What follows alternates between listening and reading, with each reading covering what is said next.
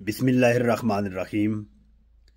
तमाम मुस्लिम उम्मा को मेरी तरफ से ईद मुबारक। आज ईद उल फित्र है। हम तमाम लोग जो हैं वो ईद पढ़कर फारिग हो चुके हुए हैं। ईद बेसिकली आप जानते हैं कि कोई एक दिन नहीं होती, बल्कि ईद का पहला दिन, दूसरा दिन, तीसरा दिन ये ईद ही कंसीडर होता है। तो मैंने ये समझा कि बेटर ये है कि ईद के दिन, ईद के मौका पे एक ज़रूरी मैसेज जो अक्सर ईद के दिनों में मेरे माइंड में रिवॉल्व कर रहा होता है, और समटाइम्स तो ये मैसेज मुझे बड़ी तकलीफ देता है। मैं बड़ी शिद्दत के साथ इस मैसेज को महसूस करता हूं। तो आज मैंने ये डिसाइड किया कि क्यों ना हो कि ये तकलीफ, ये पैगाम जो है मैं तमाम दोस्तों के साथ शेयर कर दूं।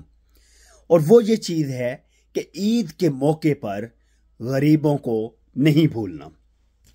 गरीबों को हमेशा अपनी खुशियों में शामिल हाल रखना है, और सिर्फ ईद के मौके पर ही नहीं, गरीबों को किसी भी किस्म का मौका हो। फॉर एग्जाम्पल, जब हमारे यहाँ कोई शादी होती है तो हम जिस तबके को नज़रअंदाज करते हैं, जिस तबके की तरफ हमारी नज़र ही नहीं जाती, वो गरीब तबका है। और याद रखिएगा, हजूर पाक सल्लल्लाहु अलैहि वसल्लम ने फरमाया था कि सबसे बेहतरीन वलीमा वो है जिसके अंदर गरीबों को इनवाइट किया जाए, गरीबों की खातर तवाज़ो की जाए, गरीबों को इज्जत दी जाए। लेकिन अनफॉर्चुनेटली हम टोटली इस चीज़ के अगेंस्ट हैं। हम कलमा तो नबी सल्लल्लाहु अलैहि वसल्लम का पढ़ते हैं, लेकिन जिस तरह से हमें प्यारे आका अलैहिस्सलातु वस्सलाम की फरमुदात पर स्ट्रिक्टली अमल करना चाहिए, हमसे कुताही हो जाती है। हमें इस चीज़ से बिल्कुल अवॉइड करना चाहिए और बड़ा सख्ती के साथ अपने आप को इस चीज़ का पाबंद करना चाहिए कि प्यारे आका अलैहिस्सलातु वस्सलाम ने हमें किन चीज़ का हुक्म दिया है और किन चीज़ों से अवॉइड करने का हुक्म दिया है।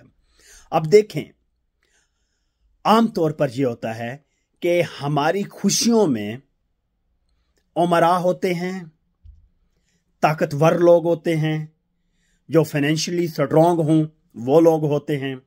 लेकिन याद रखिएगा कि जब हमारे यहाँ कोई गम होता है तो आमतौर पर देखा गया है कि उमरा से पहले हमारे गम में जो शरीक होते हैं वो गुरबा होते हैं। तो गुरबा जो हैं, ये हमारे मुआशरे का एक अहम तरीन तबका है जो तवज्जो का हामिल है, जिनके ऊपर हमें हर सूरत काम करना चाहिए। चलें, पूरी दुनिया का मैंने, आपने या किसी ने ठेका नहीं उठा रखा, और ना ही कोई एक इंसान पूरी दुनिया को, जब बहुत बड़ी तादाद में लोगों को मैनेज कर सकता है। लेकिन कम अज कम जहां तक हमारी बसात है, जहां तक हम कर सकते हैं दूसरों की हेल्प, हमें हर सूरत में करनी चाहिए। तो मैं समझता हूं कि वो लोग जो सिर्फ ईद के दिनों में या सिर्फ रमजान शरीफ के दिनों में राशन बांटते हैं, मेरा उनसे सिर्फ एक सवाल है। राशन बांटने वालों, मेरा आपसे सिर्फ एक सवाल है कि क्या ईद और रमजान के बाद गुरबा को भूख नहीं लगती? क्या ईद और रमजान के बाद उन्हें कपड़ों की जरूरत नहीं पड़ती? क्या ईद और रमजान के बाद उन्हें खाने पीने की जरूरत नहीं होती? तो खुदारा होश के नाखन लें। आप सिर्फ और सिर्फ ईद के दिनों में, रमजान के दिनों में राशन गरीबों तक डिलीवर करते हैं, लेकिन बाकी पूरा साल आप लोग भूल जाते हैं। तो क्यों?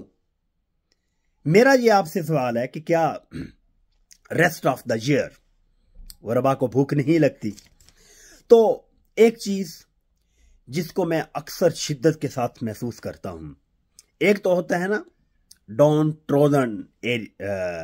ट्रोडन लोग, जो बहुत ही गरीब लोग हैं, ठीक है, और एक है मुतवस्त तबका, सफेद पोश तबका, जो बिल्कुल भी उनकी गैरत इस चीज की उन्हें इजाजत ही नहीं देती कि वो किसी के सामने दस्ते सवाल दराज करें। वो अंदर ही अंदर घुटते रहते हैं। वो अपनी इज्जत के मुहाफिज बनते हुए वो किसी के सामने हाथ नहीं फैलाते। मैं समझता हूं कि गरीबों से भी ज्यादा ये सफेद पोश तबका जो है ये तवज्जो का मुस्तहिक है, क्योंकि गरीब तो फिर भी कम से कम अपना हाथ तो बढ़ाता है ना, दस्ते सवाल तो वो सामने करता है, वो सवाल तो उठाता है लोगों के सामने, वो रिक्वेस्ट तो करता है, वो अपनी मजबूरियां सुना सुना कर लोगों की तवज्जो तो हासिल करता है। चले ज्यादा बड़े पैमाने पर नहीं तो छोटे पैमाने पर ही से ही लोग उनकी मदद तो करते हैं। लेकिन सफेद पोश तबका, आप एक ज़हन में रखिएगा, ये जो आप अक्सर सोशल मीडिया पे और टेलीविजन न्यूज़पेपर्स में एक जो खबर आप पढ़ते हैं कि फलां ने खुदकुशी कर ली, घरेलू नाचाकी पर फलां ने पूरी फैमिली को फायर मार दिए या छुरी के साथ गले काट दिए। भाई एक बात माइंड में रखिएगा, वो जो फायर चलते हैं ना घरों में, जब गलों पर छुरियां चलती हैं, वो कोई भी खुशी के साथ नहीं चलाता। उसके पीछे बहुत सारे आंसू होते हैं, उसके पीछे बहुत सारी तकलीफें छुपी हुई होती हैं। तो खुदारा वो जो खुदकुशियां होती हैं, वो फायर और जो छुरियां गुर्बत के आलम में चलती हैं, याद रखिएगा उनका सवाल उमरा से भी होगा। नबी सल्लल्लाहु अलैहि वसल्लम ने वाज़ेह फरमाया था कि आपके घर के चारों तरफ 40 घर जो हैं वो तुम्हारी तवज्जो के मुस्तहिक हैं और वो तुम्हारे पड़ोसी हैं। और बाकायदा पड़ोसियों के हकूक इतने ज्यादा हैं कि प्यारे आका अलैहिस्सलातु वस्सलाम ने यह भी इरशाद फरमाया कि मैं तो एक दिन ये सोचने पर मजबूर हो गया कि अल्लाह रब्बुल इज्जत की तरफ से पड़ोसियों के जितने हकूक हैं कि मैं ये सोचने लग गया कि कहीं ऐसा ना हो कि पड़ोसियों के लिए जायदाद में हिस्से का ही हुक्म ना दे दिया जाए। तो भाइयों, जो आपके मुआशरे का गरीब तबका है उनके ऊपर खसूसी तवज्जो दें। सफेद पोश अक्सर जब आप मदद के लिए उनके हाथ बढ़ाते हैं तो वो अक्सर आपकी मदद पर लानत इसलिए भेज देता है कि तुम जब उन्हें कोई चीज देते हो तो साथ तस्वीर बनवाते हो, साथ वीडियो बनवाते हो, और फिर वो टेलीविजन पर चलती है, वो न्यूज़पेपर में छपती है, वो सोशल मीडिया पे चलती है, तो फिर वो कैसे आपसे मदद हासिल करे। खुदारा ये जो कैमरे की आंख है ना, इसे घर रख कर जाया करें।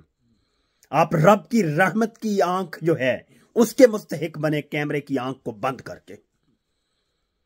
आप ये छोड़ें, आप ये दिखावा बंद करें।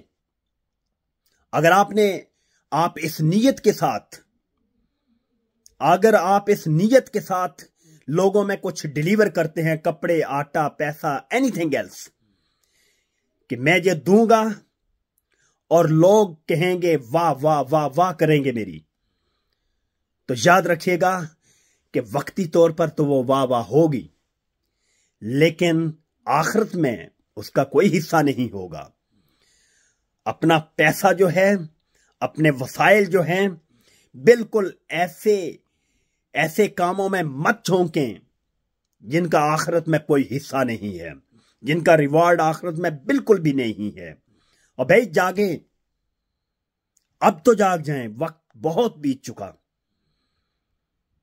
बहुत वक्त बीत चुका।